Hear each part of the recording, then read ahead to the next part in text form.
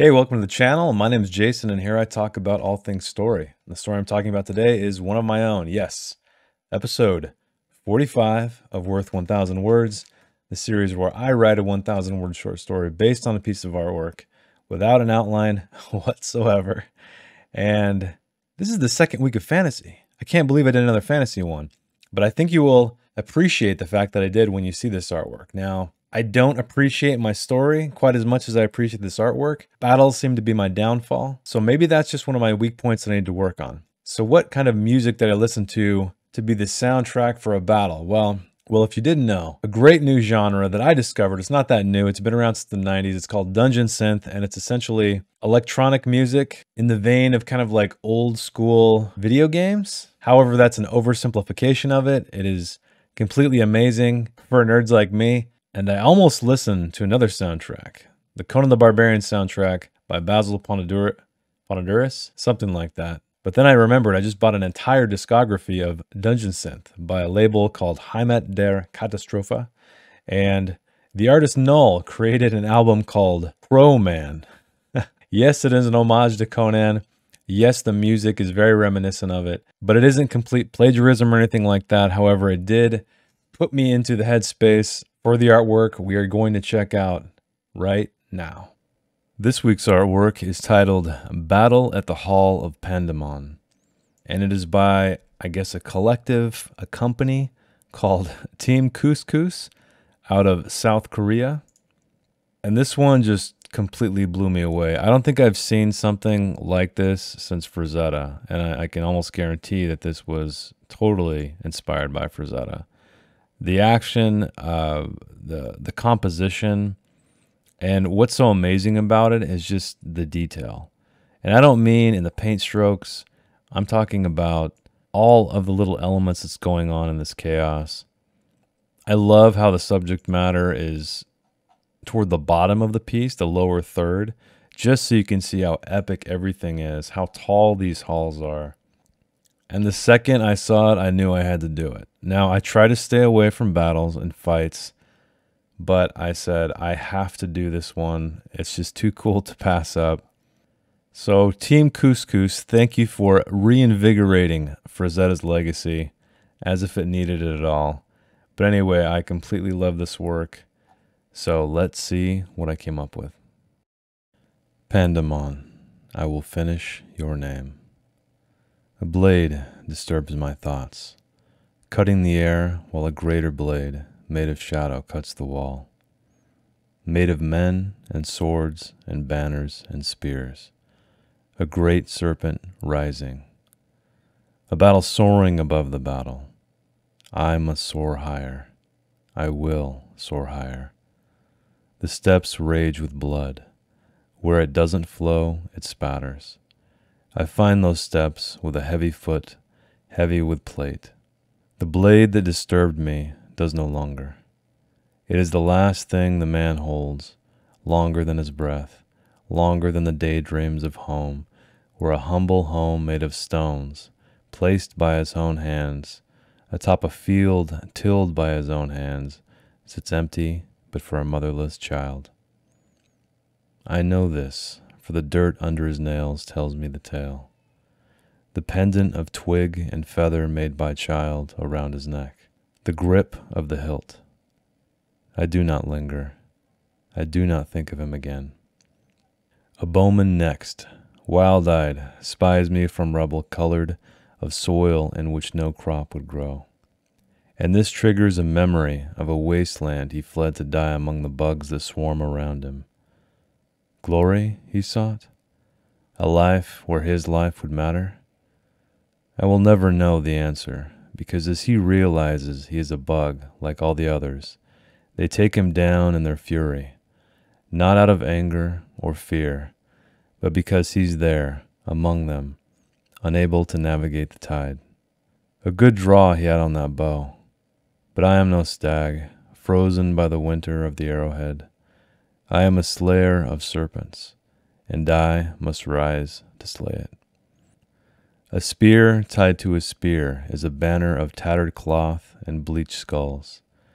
It tries to rise higher, to show me it brings death. but it should know skulls of blood and fractures. Oozing eyes and brains show the true meaning of battle. Yet it does hold my gaze long enough for another to think he can best me. A large man he is, great sword at the ready, careful steps around severed limbs and fallen bodies toward me, as if we are the only two men in this hell. I grant him the first attack, and what power he has. My shield buckles, wanting nothing more than to burst into splinters, but somehow it holds, and I punch it up into the man's face to punish it for its near betrayal. Heavy of arm, but not heavy of mind, this man. I return the sword to him as he had it sent to me, straight up the middle to divide him, and it nearly did, lodging in his skull where his eyes crossed to observe the spectacle. Yet somehow he tore another blade from his side and pivoted in attack. My axe silences the song of the blade by taking his arm. It tumbles behind me to never speak again.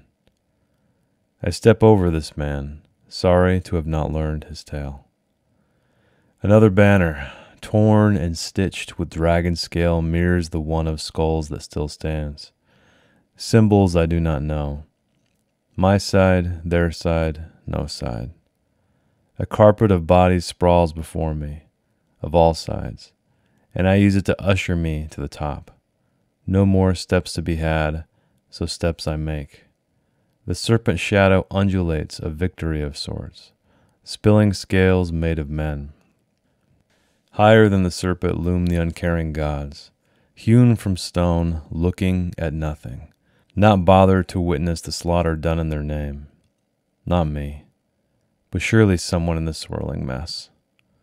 Strange that men dress their halls with the gods that cannot nor will not aid them. I wonder if when looking up, these men, with eyes dimming to black, if they realize their folly, and that even in the moment they believe they will ascend to these gods, who give them nothing but an expression of apathy. Never think yourself lower than anything but the sky, I tell these men, with my thoughts, with my heart, with my axe, because they can hear me no other way.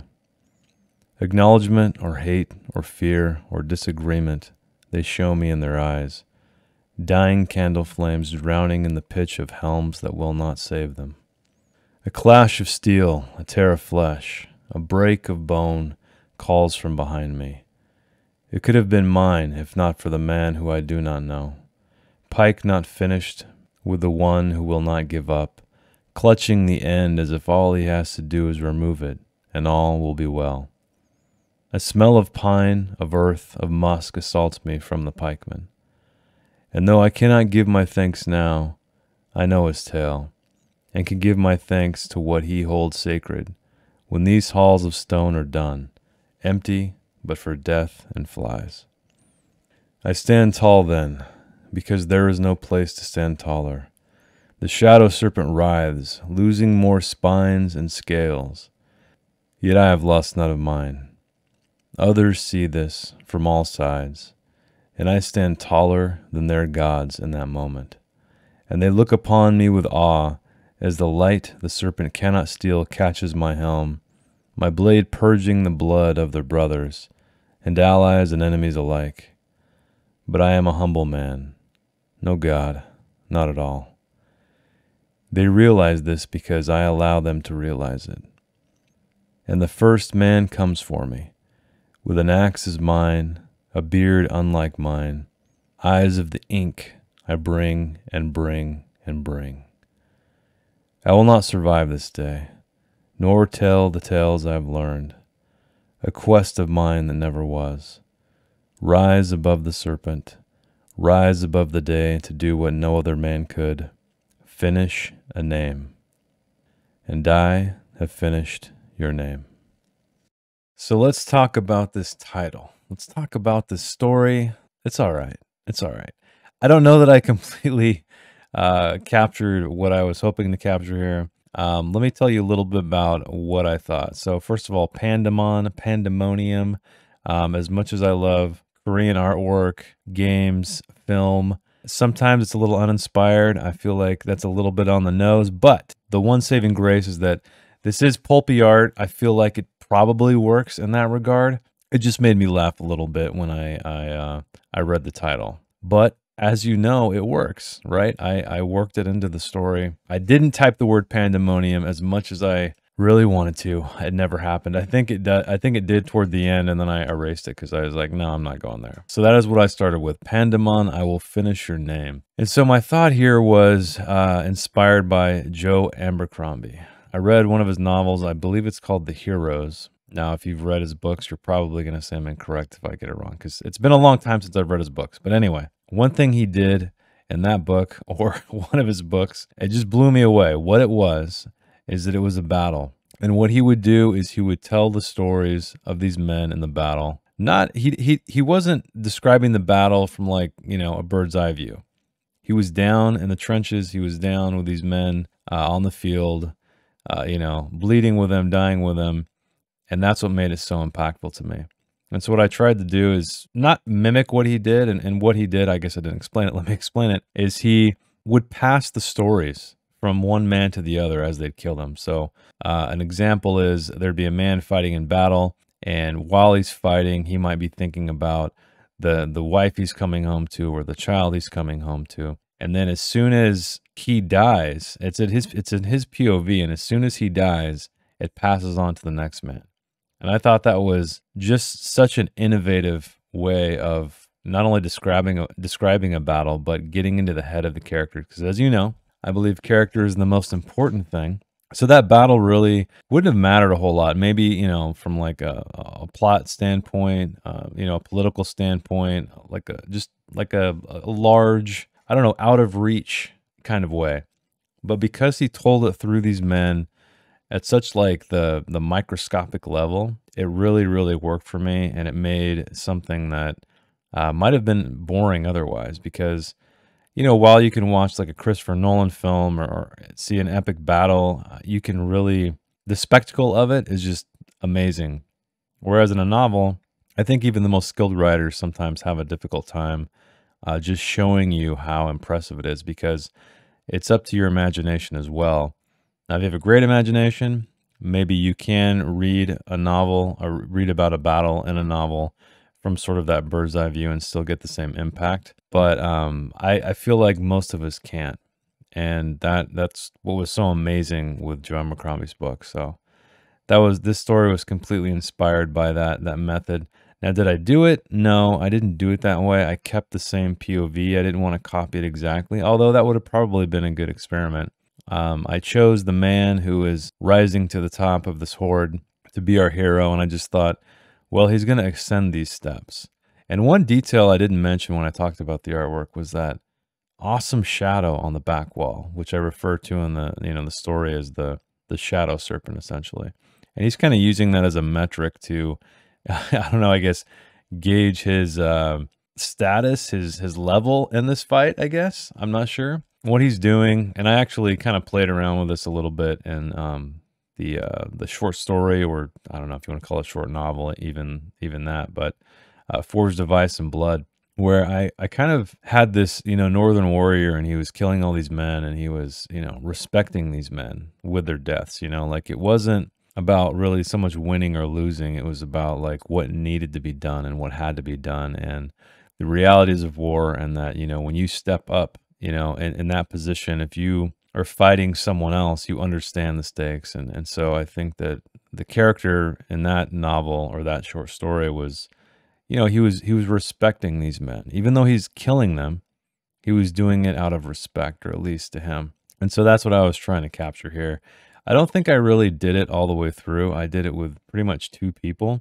And so I think that's the one downside for me for this story, is I don't feel like it was as consistent as I would have liked. I mean, luckily what I did is I wrapped it up just like I started it. I gave this guy a goal, because I kept thinking like, well, what is this goal? Where is this going to end? And so I decided, you know, very much at the end. A lot of times I try to figure out where I'm going before I start, or at the very least within the first few paragraphs, because it's so difficult to create a cohesive story unless you know your ending in something like this. And I think because it is short form, you can kind of, paint a target and then just head toward it from the beginning. I highly recommend that if you ever write a short story, even a novel, you need to know your ending immediately. Otherwise, you're going to flounder, at least in my opinion. I started out with that idea where I was kind of describing these men, like the first man he killed, plus the bowman you see off to the right there, who's depicted. And then obviously the man I chose who saved him as well.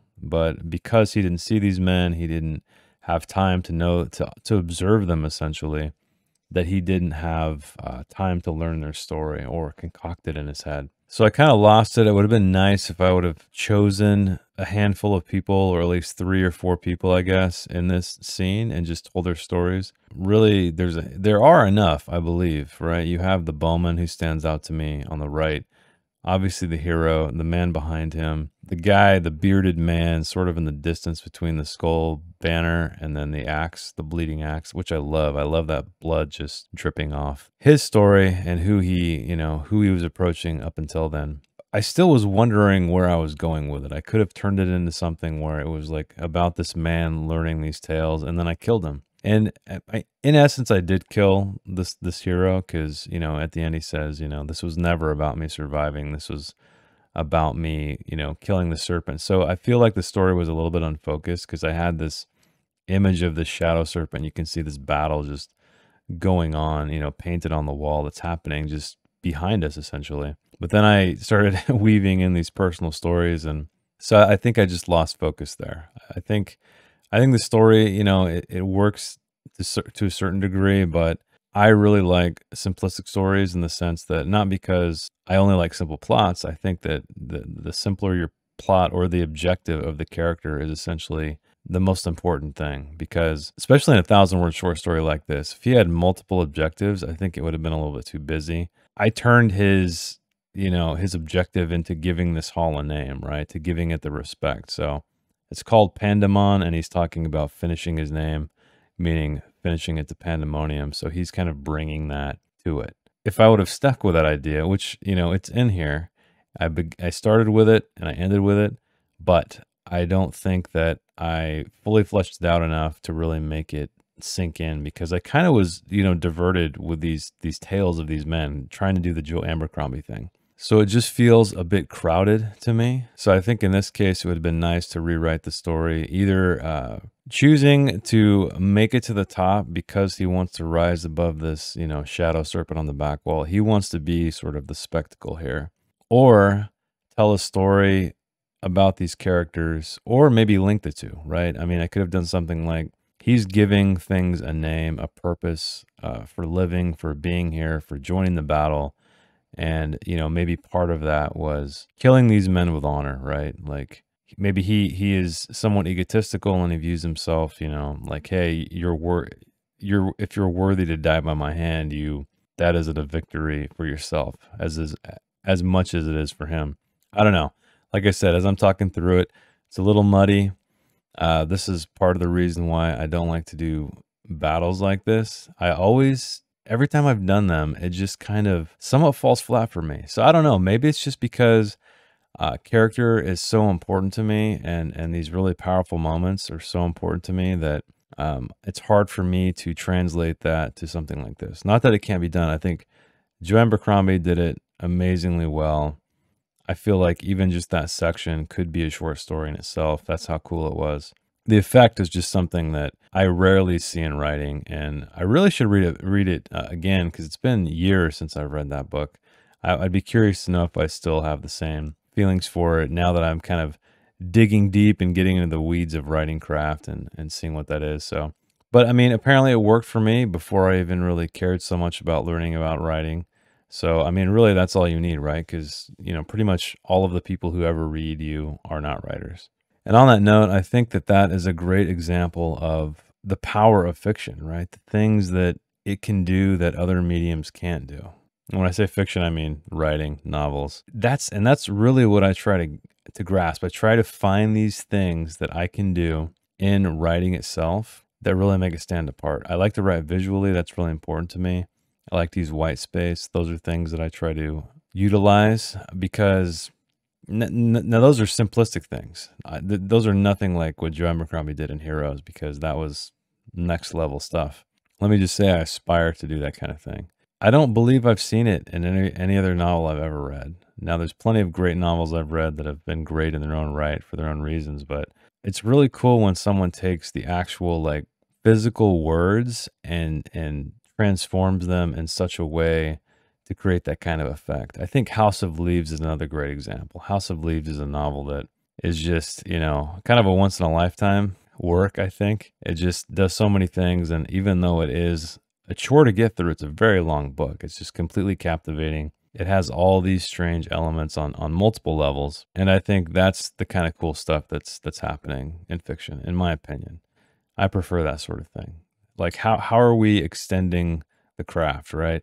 Yeah, you can make compelling characters, you can make awesome plots, you can write visually, you can use great metaphor and symbolism, things like that. But that's all been done. That's been mastered. And it's not to say you shouldn't try to achieve that as well, but what else is there? I think books like House of Leaves, like that aspect of the heroes and Joe Abercrombie, things like that really are what is elevating fiction writing to the next level. And I think that's what we all aspire to do. So you can see I stumbled my way through this. Yeah, I think I established a character. There's somewhat of a plot in terms of like what his goal is. It just is a little bit muddy, and that's okay because, you know, learning experience, right? I tried to do something, and then I kind of got sidetracked while I was writing, and I brought it back, you know, toward the beginning or to the beginning. So I ended it in that kind of cyclical way, but there's just some there's just some muddy stuff in the middle there, but it's okay. It's not the worst thing I've ever written, but I think it's great. I'm glad that I'm not very happy with it because I think these are the ones that I get to talk about the most, like what I would do different. It wasn't a long, you know, writing session. You know, again, probably in the range of my normal time. So it wasn't hard to get the words out. However, when I stopped and read it, that was a little bit of the letdown, and I kind of knew at the back of my head that that's what was going to happen. I really did. I just felt it. And but you know, you just carry on, keep going on, finish it. It's important to finish it, and that's what I did. So here it is in all of its warts, because I hope you have learned from what I've learned. I love the failures as much as I love the successes. Let's just put it that way. It keeps you getting better, and that's what we all try to do. I just need to get rid of one word. Oh, and I kill a whole sentence. Here we go. It's ending right about now. All right, now. How about now? There we go. Welcome to the end of your viewer. I'm so glad you made it. This is where I talk about my final thoughts, what I liked, what I didn't like. And if you listen to the writing analysis, you'll know a lot about what I didn't like, but I'll try to summarize it here. So this story was a little bit unfocused. It's a little muddy. I lost direction.